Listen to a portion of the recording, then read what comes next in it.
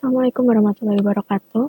Hai semuanya, pada video kali ini saya ingin memaparkan materi jurnal Agenda 1 yaitu Sikap dan Perilaku Bela Negara.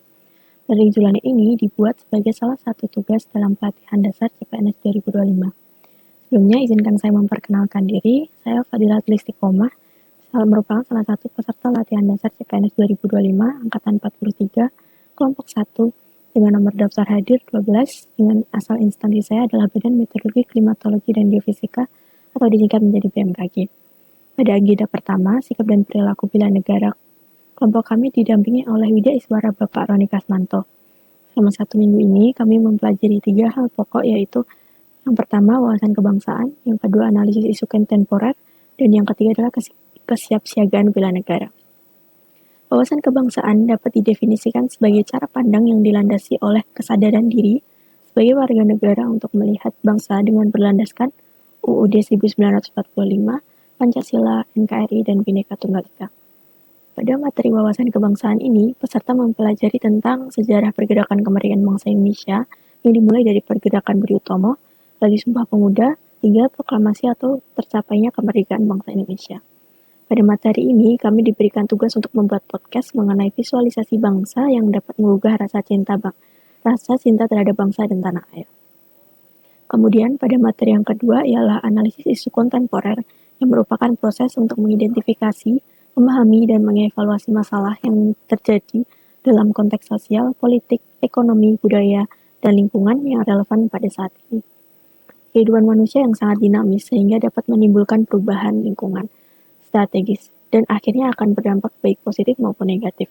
Untuk menghadapi perubahan lingkungan strategis diperlukan modal insani berupa intelektual, emosional, sosial, ketabahan, etika, kesehatan fisik. Lalu kami juga mempelajari isu-isu kontemporer, yaitu isu yang mendapatkan perhatian dan sorotan publik secara luas dan memerlukan penanganan dan pengambilan keputusan sesegera mungkin. Isu kontemporer inilah yang dapat menimbulkan dampak negatif berupa AGHT atau ancaman, gangguan, hambatan, dan tantangan.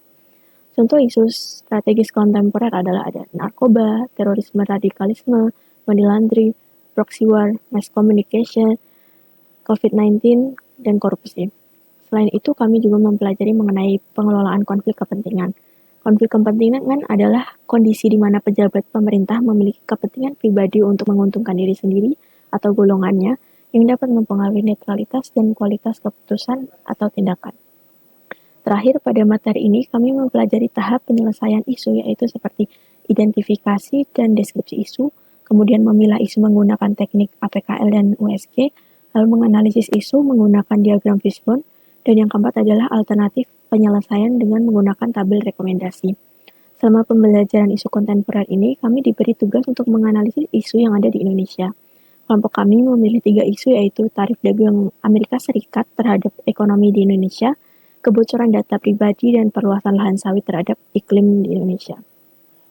Lalu untuk materi yang terakhir adalah kesiapsiagaan bela negara. Bela negara dapat dilakukan melalui 5 nilai, yaitu yang pertama ada cinta tanah air, dengan indikator 6 yang pertama menjaga tanah dan perkarangan serta seluruh ruang wilayah Indonesia, jiwa dan raganya bangga sebagai bangsa Indonesia, jiwa patriotisme terhadap bangsa dan negaranya, menjaga nama baik bangsa dan negara, memberikan kontribusi dan kemajuan bangsa dan negara, dan yang keenam adalah bangga menggunakan hasil produk bangsa Indonesia. Nilai yang kedua adalah sadar berbangsa dan bernegara.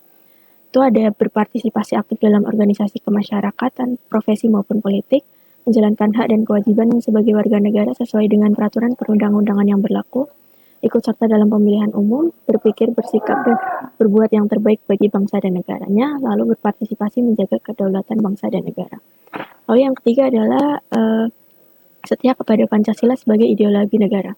Yang pertama ada pemahaman nilai-nilai Pancasila, mengamalkan nilai-nilai Pancasila dalam kehidupan sehari-hari, menjadikan Pancasila sebagai pemersatu bangsa dan negara, senantiasa mengembangkan nilai-nilai Pancasila, dan yang terakhir ada yakin dan percaya bahwa Pancasila sebagai dasar negara. Lalu untuk nilai yang keempat adalah rela berkorban untuk bangsa dan negara. Yaitu bersedia mengorbankan waktu, tenaga, pikiran, dan untuk kemajuan bangsa dan negara, siap membela bangsa dan negara dari berbagai ancaman, berpartisipasi aktif dalam pembangunan masyarakat, bangsa dan negara, gemar membantu sesama warga negara yang mengalami kesulitan, Dan yang terakhir ada yakin dan percaya bahwa pengorbanan untuk bangsa dan negaranya itu tidak sia-sia. Lalu untuk nilai yang kelima adalah kemampuan awal bela negara, dengan indikator yang pertama memiliki kecerdasan emosional dan spiritual serta intelijensia, lalu senantiasa memelihara jiwa dan raga, senantiasa bersyukur dan berdoa atas kenikmatan yang telah diberikan oleh Tuhan Yang Maha Esa, gemar berolahraga, dan senantiasa menjaga kesehatan. Pada sesi ini, kami diberi tugas untuk membuat komitmen dan rencana aksi bela negara. Selain itu, kami juga membuat video latihan baris berbaris dan tata upacara sipil. Demikian learning journal agenda 1 yang dapat saya ceritakan. Terima kasih sudah menyaksikan. Sampai jumpa di video selanjutnya.